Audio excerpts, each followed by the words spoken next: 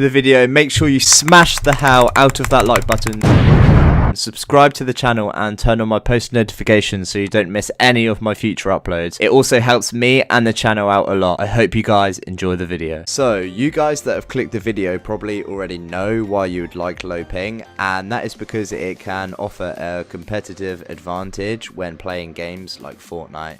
You will see this in the following clip.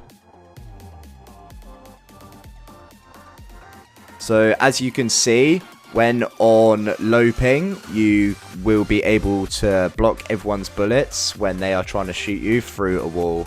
This is basically because you either have the same or better ping than your opponent. But as you can see in the next example, when you have a much higher ping than your opponent, bullets can actually glitch through your wall.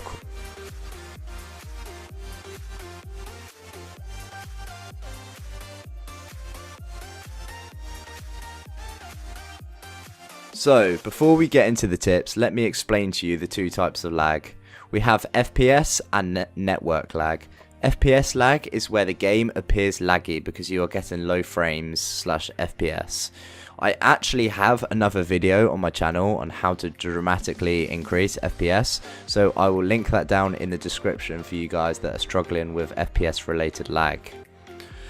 Network lag is where there is a problem with the network. For example, if you're playing on North American servers and you're from Europe, your latency, often referred to as your ping time, may be high. Latency is the time it takes for your computer to communicate with the server.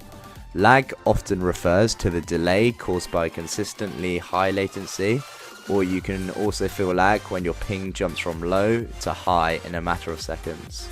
You can also experience lag spikes, where everyone else in the game appears to pause in place, followed by their characters teleporting or racing to new locations as the game receives updates. In any game, you obviously do not want lag because it affects your competitiveness. You will struggle to play well with such high ping, as there will be delays, and if you are coming up against someone with much lower ping, they have a massive advantage on you even if you are the better player. So guys, let's jump into the tips. So my first tip guys is to definitely try and go down the wired / Ethernet cable route rather than Wi-Fi. This is because it is much better than Wi-Fi and it can offer up to 10 gigabits per second more if you have a Cat 6 Plus Ethernet cable. So I actually have a category 7 Ethernet cable, and this is what I feel has improved my connection the most because I used to play on Wi-Fi and it never used to be that stable. But literally this Cat 7 is one of the best Ethernet cables you can get, and you're having the wired connection, so it's definitely like 2 pros. So you could get these cheap off Amazon. This is actually the Ethernet cable I have.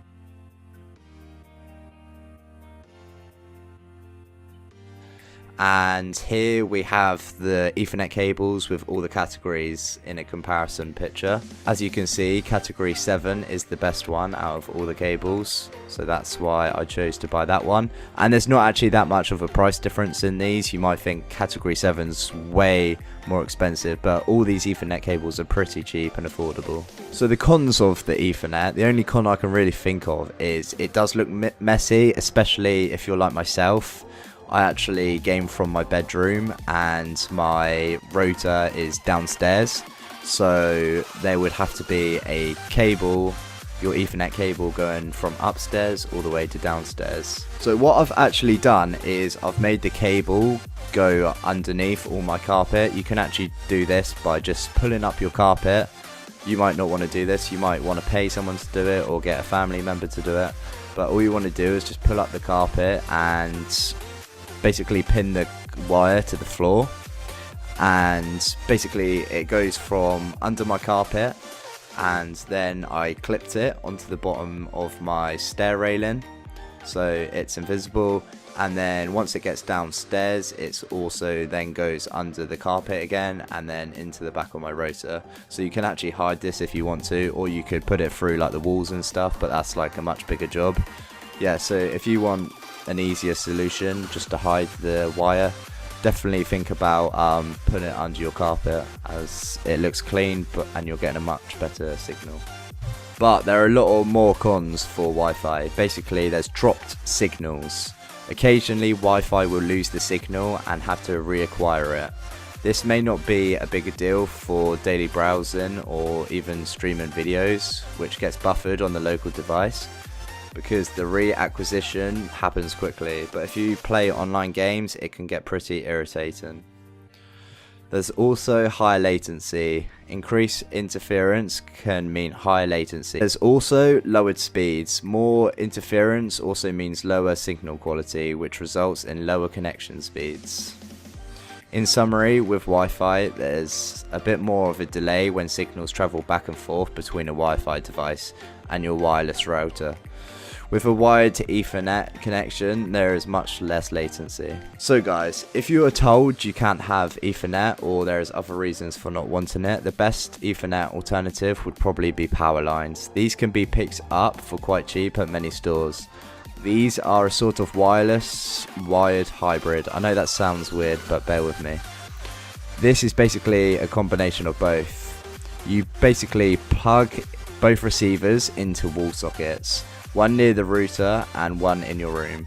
Then you get the two Ethernet cables, plug one into the router and the power line, and then do the same thing in your room, power line to PC. The power line uses the copper wire in your house to transmit the signal to the other power line. I've never actually used this personally, but I read reviews before going down the Ethernet route and there were some really good reviews. So guys, if you are going to go down the Wi-Fi route, make sure you are as close to the router/modem device as possible. Things such as walls and doors that stand between you and your router are obstacles that interfere with the Wi-Fi signal, which was perhaps why when I used to play on Wi-Fi I saw an improvement in ping when I used to play with my door open opposed to shut. So guys, these tips are going to be more PC specific, but for the console players and other players, stay tuned because there will be more tips for you later in the video. So all you want to do is go to your search menu and search for CMD and run as administrator. And then all you want to do is type the things that I'm displaying on screen, and I've included a live example of this in the video to help you guys out further.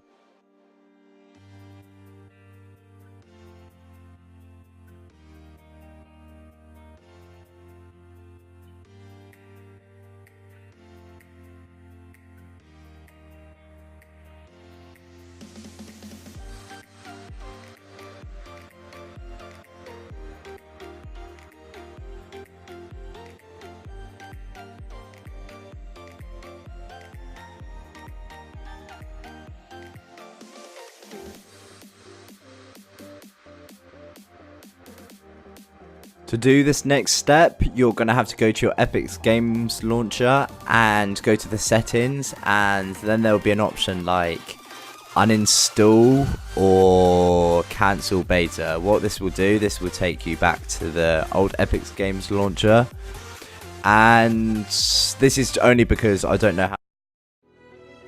A new day, a new year, a new beginning, a new hope. This new how to do it on the new Epic Game Launcher. So as you see, you've got the big green buttons, then launch. You then just want to go to the cogwheel, and then there'll be a drop down. Then you just want to go to the settings, and then you'll see this box here, and then all you want to type is --limit client ticks. So the next tip is pretty self-explanatory, but some people may have changed this setting by accident, and this may be what is causing them to get high ping. So it is to make sure your matchmaking region on Fortnite is set correctly.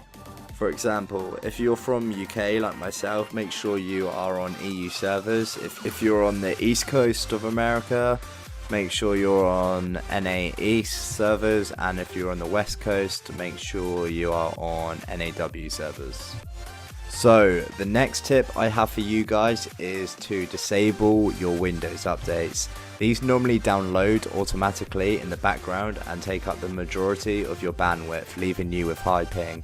These updates can happen free or more times a week, which may be the reason you start lagging out of nowhere.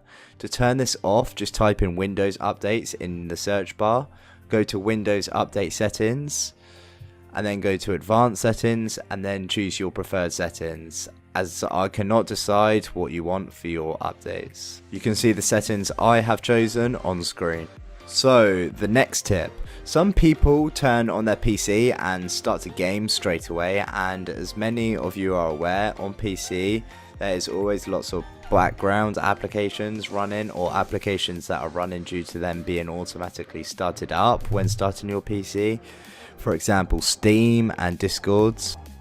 If these are unneeded, you can easily turn these off from your task manager. Task manager also shows what is taking up your network on the far right column. So guys, you may have tried most of these tips, and sometimes the problem lays with your internet provider and not from anything you have done wrong. So go to speedtest.net and see your ping, download and upload speed, and compare these to the ones you were guaranteed by your internet provider. If your internet is underperforming, you should contact them, as they are